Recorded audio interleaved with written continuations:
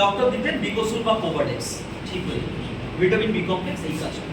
অনেকে জিভের মধ্যে এক ধরনের যন্ত্রণাদায়ক দেখবেন এই ছোট ছোট লাল লাল লাল লাল প্রজেকশন বেরোয়, ভিটামিন বি এর অভাব। যাদের রাত্রে ঘুম হয় না, স্লিপ সাপোর্টের সাথে vitamin B complex. Lady participants আপনারা যারা আছেন, আপনাদের হরমোনাল প্রবলেমে ভিটামিন বি কমপ্লেক্স দারুণ কাজ করে।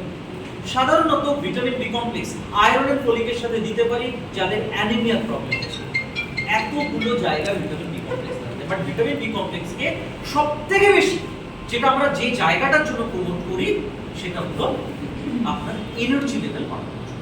Vitamin B complex energy level বাড়াতে দারুণ ভালোভাবে সাহায্য করে, এক্সেলেন্ট করে। এবং ভিটামিন বি কমপ্লেক্স এরকম কোনো জায়গা নেই যেখানে পাবেন না।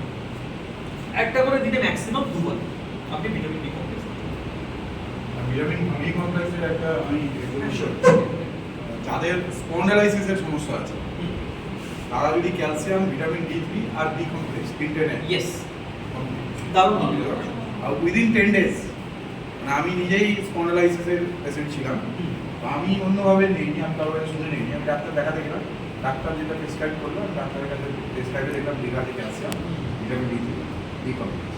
আমি প্রেসক্রিপশন নিয়ে বাড়ি চলে আসলাম, ভিটামিন বি কমপ্লেক্স নিয়ে বি কমপ্লেক্স নিয়ে আর যেটুকু এক্সারসাইজ দেখিয়ে দিল ব্যাস একদম পারফেক্ট। আমার যখনই এটা তো আমি টানা খাই না, যখন ভালো হয়ে যায় খাই না, আবার দেখা গেল 6 মাস পরে আবার একটু পেন হয়ে যায়। কিছুদিন আগে আমার খুব পেন হচ্ছিল এগুলো জায়গায়, তো আমি আবার বের করলাম একদম 8 থেকে 10 দিন। কি কি তিনটা calcium, vitamin D3, B complex আর কি দরকার? ক্যালসিয়াম ভিটামিন তো মাস্ট, এর সাথে ভিটামিন বি কমপ্লেক্স দারুণ ভালো কাজ করে।